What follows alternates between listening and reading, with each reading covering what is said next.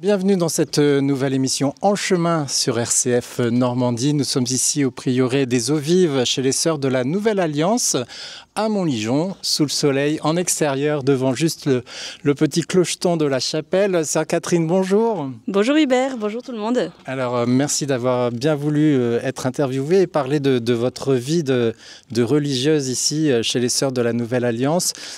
Tout d'abord, est-ce que vous pouvez nous parler de vos origines et est-ce que vous êtes issue d'une famille croyante ? Oui, alors je suis d'origine chinoise, je suis née en Chine et j'ai même vécu quelques années là-bas. Et à l'âge de 6-7 ans, je suis arrivée en France. Mes parents ont décidé d'immigrer à Paris. Et donc j'ai grandi à Paris, j'ai reçu une culture très franchisée, mais j'ai quand même gardé mes racines bien chinoises. Ouais. Voilà. Et à l'origine d'une famille catholique ou plutôt d'une autre religion ? Oui, alors je pense que je fais partie des exceptions, des rares exceptions des familles chinoises qui ont reçu la foi en fait depuis la génération d'avant mes parents. Donc ma grand-mère paternelle s'est convertie et suite à sa conversion, eh bien progressivement toute la famille en fait a embrassé aussi la foi chrétienne. Donc je suis consciente que j'ai vraiment beaucoup de chance de pouvoir découvrir le Christ toute petite, voilà. Et alors ensuite, est-ce que vous avez été investi dans des mouvements de jeunes ou dans des paroisses ou est-ce que vous avez pu enraciner aussi votre foi chrétienne dans différents lieux ? Alors au début de mon enfance, à Paris, j'ai surtout participé à la vie paroissiale d'une paroisse chinoise dans le 3e. Et c'est seulement à mes 16 ans en fait, que j'ai pu faire une grande découverte de ce qu'est l'Église universelle en allant donc à Rome, rassemblée avec des milliers de jeunes autour du pape. Donc à l'époque, je ne savais même pas que c'était des JMJ. Donc voilà, et c'est au cours de ces JMJ que j'ai pu faire vraiment une belle rencontre personnelle et intime avec le Christ lui-même. Donc c'était au cours d'une Eucharistie et c'est aussi pour ça en fait je pense le Seigneur lui il a des idées vraiment très cohérentes. C'est-à-dire que moi j'ai pu faire sa rencontre au cœur d'une Eucharistie. Et je suis entrée dans une communauté où le cœur du charisme, c'est la vie eucharistique. Donc oui, il y a une continuité, il y a quelque chose qui se préparait et qui est devenu aussi très cohérente voilà, dans ma vie. Alors à 16 ans, on fait une rencontre plus intime avec le Christ, mais je suppose qu'à 16 ans, on ne pense pas encore du tout à une vie religieuse. Non, pas du tout. Mais par contre, j'étais déjà assez attirée par le voile blanc. En fait, quand j'en voyais certaines, j'allais systématiquement leur poser des questions, comment elles ont trouvé la vocation, etc.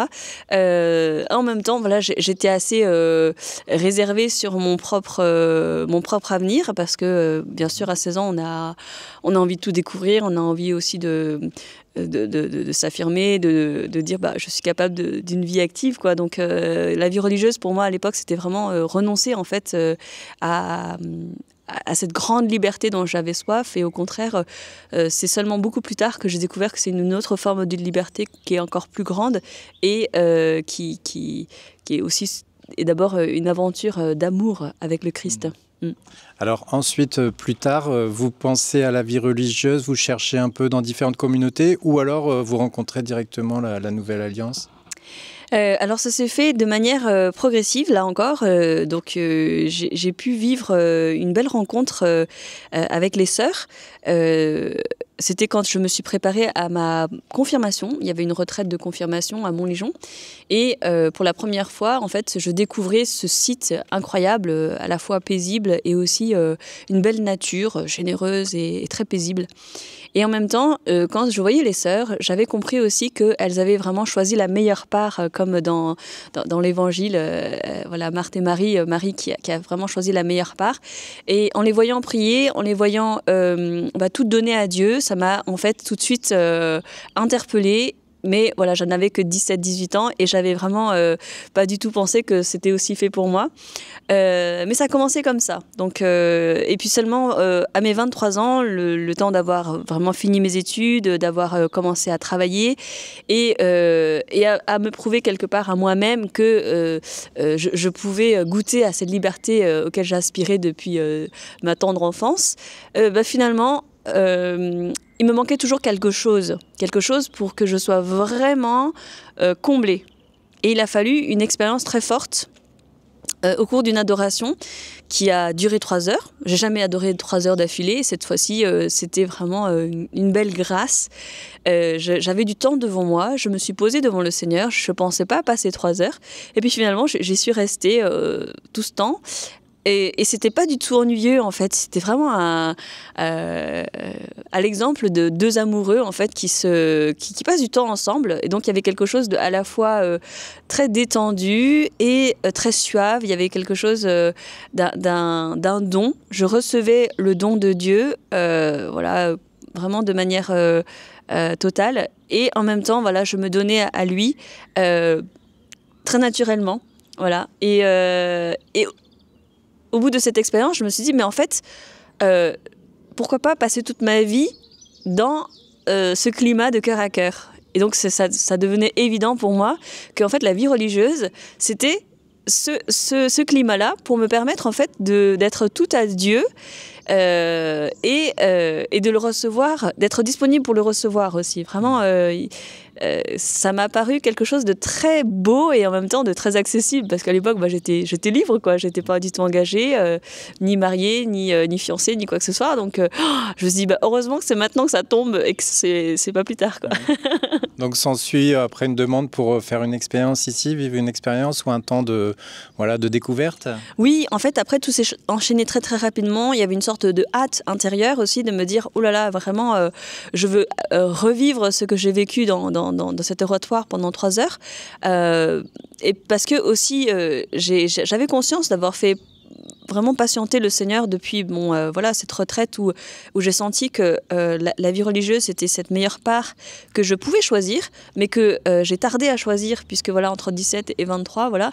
Et quand je me suis engagée à 24 ans dans la communauté, eh bien, c'est une grande libération intérieure et aussi un sentiment d'accomplissement, de dire enfin, j'ai fait un choix. Et c'était un choix joyeux, un choix qui était mûri et qui était béni, en fait. Je sentais que Dieu me bénissait vraiment dans cette démarche. Et puis qu'enfin, lui aussi, il m'attendait. Donc, pour lui, c'était une joie, quoi. Est-ce qu'il y a eu des réactions de votre famille, de vos proches par rapport au fait d'entrer en vie religieuse? C'est quand même pas banal et c'est assez radical. Oui, tout à fait. Alors, je m'attendais pas du tout, mais je ne pensais pas que ma famille tenait tant à moi, parce que j'étais assez indépendante. Et quand je leur ai annoncé que j'allais entrer dans la vie religieuse, que j'allais faire vœu de pauvreté, vœu d'obéissance, vœu de chasteté, je pense que ma famille a mieux réalisé et plus rapidement aussi que moi du sacrifice que en fait ça allait demander, quoi. Donc le renoncement au mariage, à la famille, voilà, c'est le fait de tout quitter. Alors ils pensaient que je n'allais plus les revoir du tout de la vie, donc je les ai vite rassurés quand même. Mais effectivement, il y a eu un peu de tout dans les réactions chez mes... Alors, on est une famille nombreuse, avec beaucoup de sœurs, et mes sœurs ont plutôt bien réagi parce qu'elles se réjouissaient pour moi, puisque j'étais heureuse. Mais alors, du côté de mes parents, c'était autre chose, quoi. Voilà, mon papa, lui, il voyait pas du tout ça comme quelque chose de bonne nouvelle, quoi. Voilà, et puis maman, elle a compris tout de suite que ça pouvait être un chemin de bonheur pour moi, mais que c'était douloureux pour elle de vivre ce détachement vis-à-vis de sa dernière petite qu'elle pensait marier, et puis enfin être déchargée de sa mission de parent par rapport voilà. Mais tout compte fait, en fait, mon papa, il a mis du temps à accepter, mais il a fini par accepter, et je pense que ça, c'est aussi une grande grâce de la part de Dieu, ce qui fait que à mes vœux perpétuels, j'ai eu la surprise de voir mon papa débarquer. Voilà, mais ça c'était au bout de 5 ans et demi de vie religieuse quand même. Ça, il faut du temps. Oui, il faut du temps. Alors aujourd'hui, Sœur Catherine, vous êtes sous-prieure ici à la communauté des Sœurs de la Nouvelle Alliance, ici au prieuré des Eaux Vives à Montligeon. Vous êtes combien, environ une petite dizaine de sœurs? Voilà, c'est ça. Alors en fait, sous-prieure, ça veut dire celle qui est en dessous de la prieure, celle qui assiste la prière. Et actuellement, c'est Sœur Cécile. Donc la prière est élue pour 6 ans et la sous-prieure également, voilà, pour l'assister. Et nous arrivons donc bientôt au terme de ces 6 ans. Donc ça va être renouvelé. On peut être réélu ou pas, voilà. Mais c'est d'abord et avant tout un service plutôt qu'un pouvoir, quoi. Est-ce que chaque sœur a une mission ou des tâches particulières? Oui, dans la communauté, en fait, il y a vraiment, c'est un peu comme dans une ruche d'abeilles, il y a des fonctions qui sont attribuées, on appelle ça des obédiences, aux unes et aux autres, pour que justement, à la fois, le travail avance sans qu'on se gêne, sans qu'on fasse 2 fois la même chose. Donc, on a une sœur, par exemple, économe, qui s'occupe de tout ce qui est compta, tout ce qui est voilà, les facturations, etc. Donc ça, c'est hyper important pour la gestion d'une communauté en vie, je dirais, concrète et réaliste, quoi. Après, on a une sœur lingère qui s'occupe de... Voilà, c'est des tâches plus modestes, mais ça change aussi tous les 6 ans. Donc, puis il y a des sœurs qui sont célérières, qui va s'occuper de tout ce qui est concrètement qu'est-ce qu'on mange dans l'assiette, quoi. C'est quand même assez bien organisé, même si la communauté est quand même récente. Elle a environ 30 ans d'existence, mais il y a toute une organisation quand même. Oui. Et en fait, on s'inspire aussi beaucoup de, des grandes familles religieuses, qui, par exemple, je pense à des bénédictines ou à des bénédictins, où effectivement, dans la règle de Saint Benoît, c'est très détaillé et je trouve qu'il y a une grande sagesse dans cette règle de vie pour justement un vécu communautaire à la fois paisible et équilibré. Oui. Il n'y a pas eu d'appréhension en disant je rentre dans une communauté qui finalement est nouvelle, il n'y en a pas d'autres ailleurs, il n'y a peut-être pas beaucoup de recul entre guillemets, ça vous fait pas peur? Non, il y a un côté un peu aventure quand même. Oui, alors moi ce qui m'avait attiré dans cette communauté, c'est justement son climat familial. J'avais pas l'impression d'entrer dans un grand monastère ou avec des couloirs interminables où on croise des frères et des sœurs de manière un peu courtoise, mais sans vraiment les connaître. Là, il y a vraiment du coude à coude, quoi. Il y a quelque chose d'authentique. Alors, bien sûr, ça nous appelle davantage à une vie fraternelle dans la charité, mais en même temps, il y a aussi cette ambiance où on est vraiment des sœurs les unes à côté des autres. Voilà. Ouais. Puis il y a un mix entre, j'allais dire, la dimension plutôt monastique et la dimension davantage apostolique, tournée vers ceux qui frappent à la porte, vers ceux que vous allez visiter, vers les jeunes et autres. Oui, tout à fait. En fait, nous nous inspirons de la règle de Saint Paul de la Croix, qui est un fondateur passionniste qui a vécu au XVIIIe siècle. Et lui, il avait une belle formule qui claque, je trouve, que j'aimais beaucoup, que j'aime beaucoup d'ailleurs. C'est résolument contemplative, ardemment missionnaire.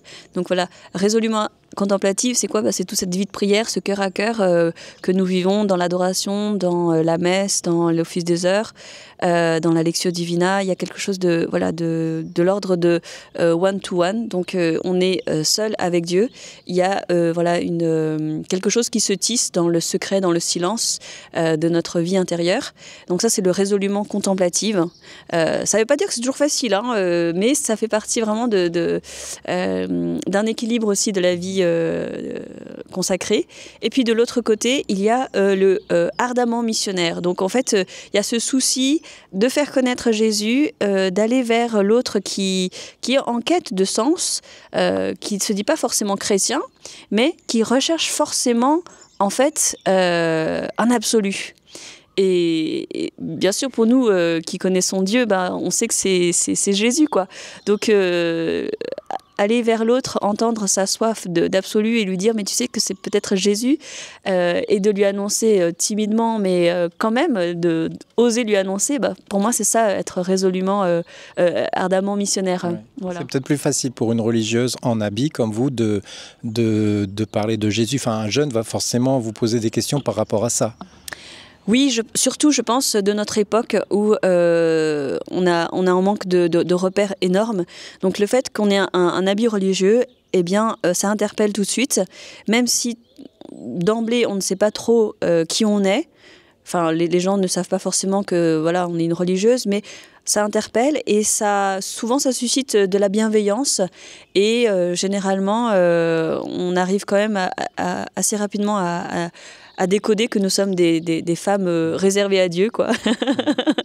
Alors vous avez quand même un certain charisme auprès des jeunes. Sœur Catherine, expliquez-nous un peu comment vous œuvrez avec les jeunes. C'est quoi? C'est surtout organiser des week-ends ou participer à des week-ends avec eux? Oui, alors en fait, je pense que au début, quand je suis entrée dans la vie religieuse, ça a commencé par des témoignages, donc auprès des collégiens, des lycéens, etc., qui viennent au sanctuaire, donc à Notre-Dame de Montléjon, pour se préparer à la première communion, profession de foi, confirmation, et même parfois tout simplement en retraite paroissiale. Et souvent, c'est assez,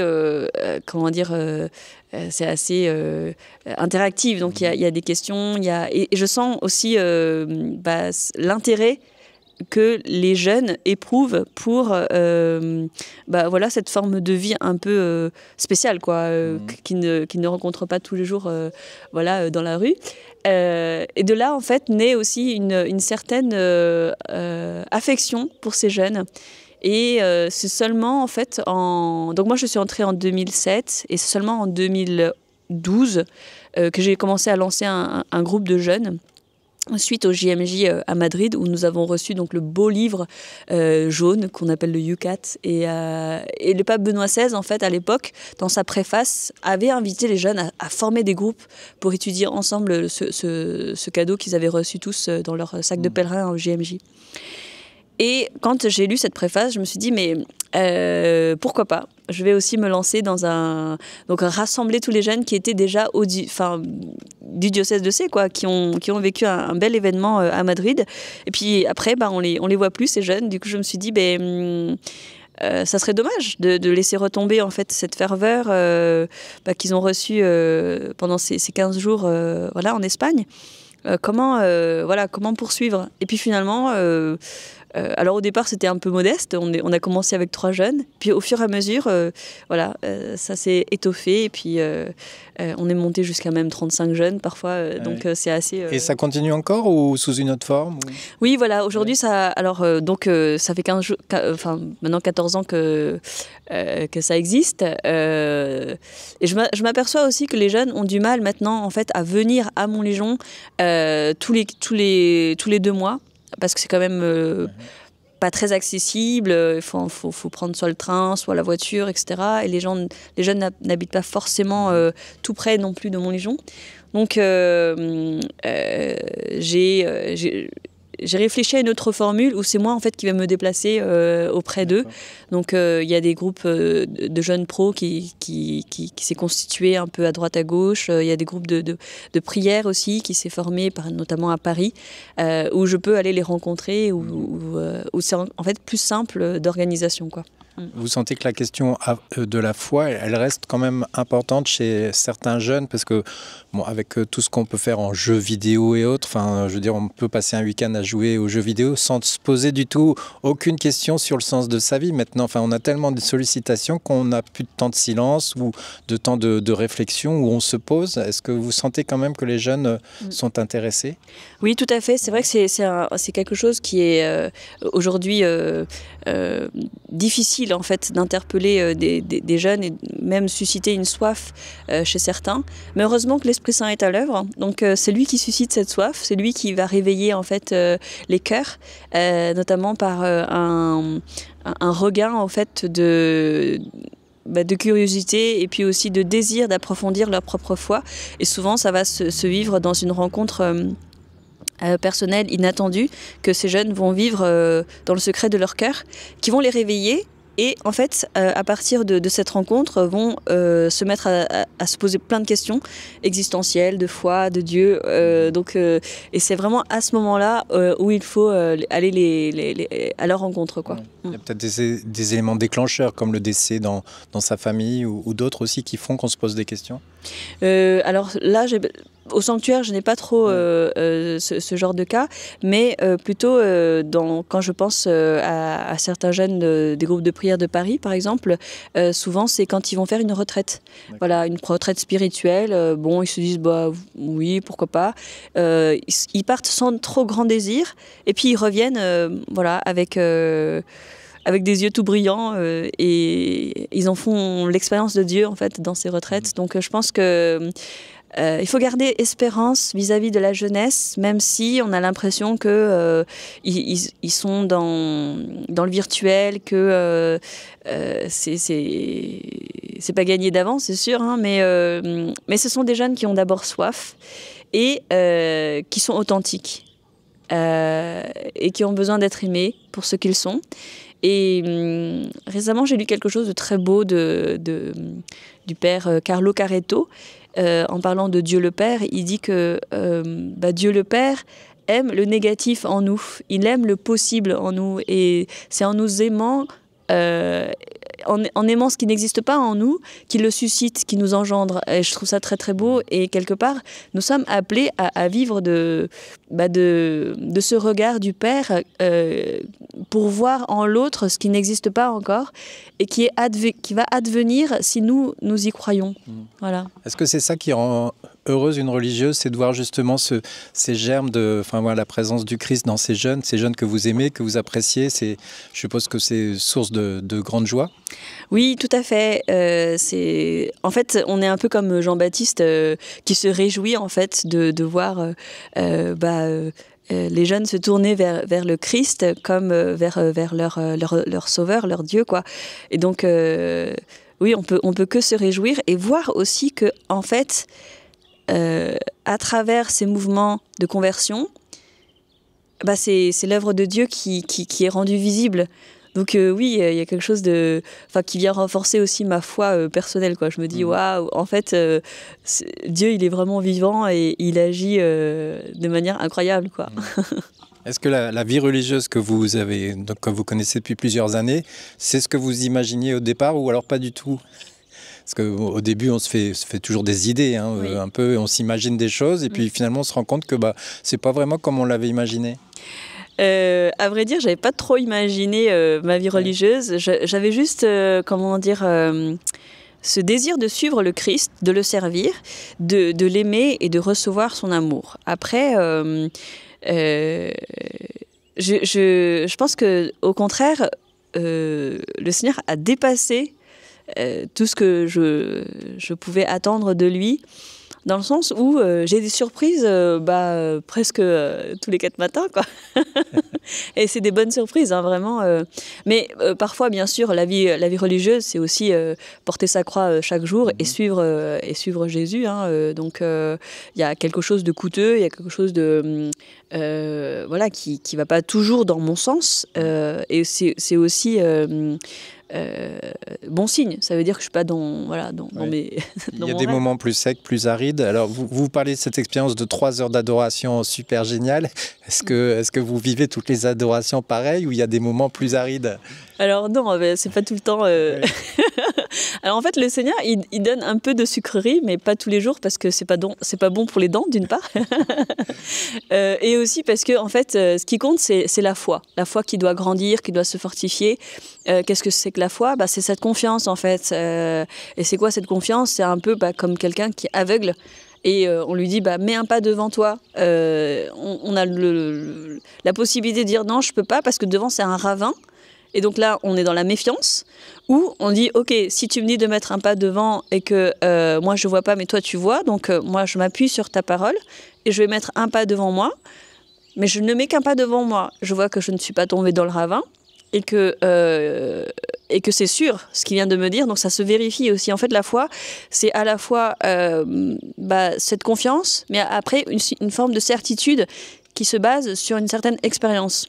Donc je peux pas dire que ma foi aujourd'hui, elle est restée intacte que quand je suis entrée dans la vie religieuse. Au contraire, je pense qu'elle a grandi parce que justement, j'ai pu faire des expériences où Dieu est quelqu'un de fiable. Donc je peux dire qu'aujourd'hui, ma foi a grandi et que je n'ai plus besoin en fait de garanties, de dire bon, est-ce que tu m'aimes, Jésus, pour que je te suive. Je n'ai plus qu'à me retourner et regarder toute ma vie religieuse passée pour voir comment, en fait, à chaque instant, Dieu m'accompagne et en fait, me relève quand moi je tombe. Parce que parfois, je suis un peu comme Saint-Pierre, hein, je peux douter, je peux tomber, donc je peux aussi couler.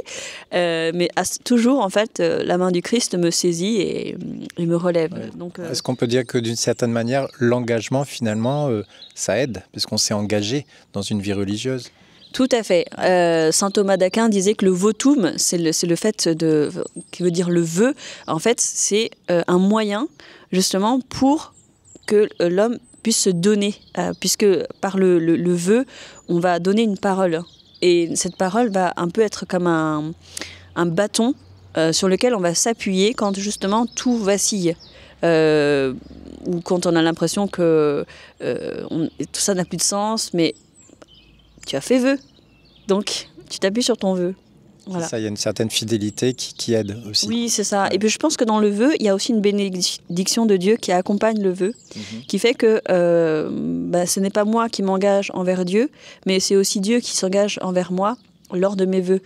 Donc il y a une double fidélité. Ma fidélité, elle est friable, et j'en fais l'expérience tous les jours. Mais la fidélité de Dieu, elle est vraiment solide. Et c'est elle qui me relève chaque matin.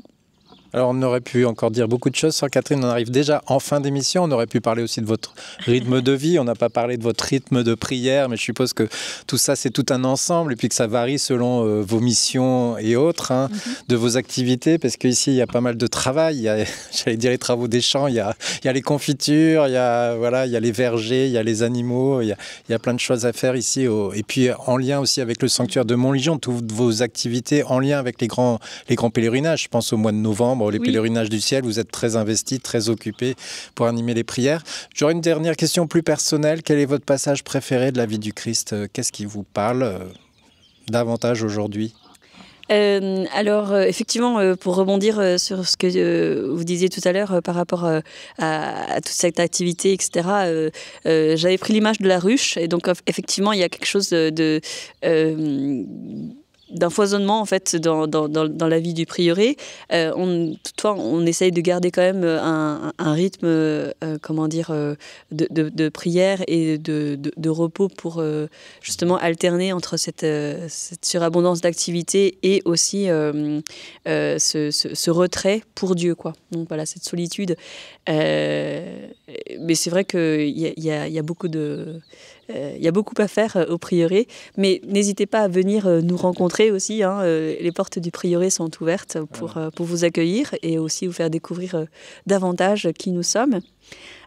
Pour répondre à la question du passage de la vie de Jésus, il y aurait beaucoup à dire parce que c'est toute la vie de Jésus qui est intéressante. Mais à l'heure d'aujourd'hui, je pense qu'il y a un passage qui me plaît beaucoup, c'est la résurrection de Lazare. Je suis assez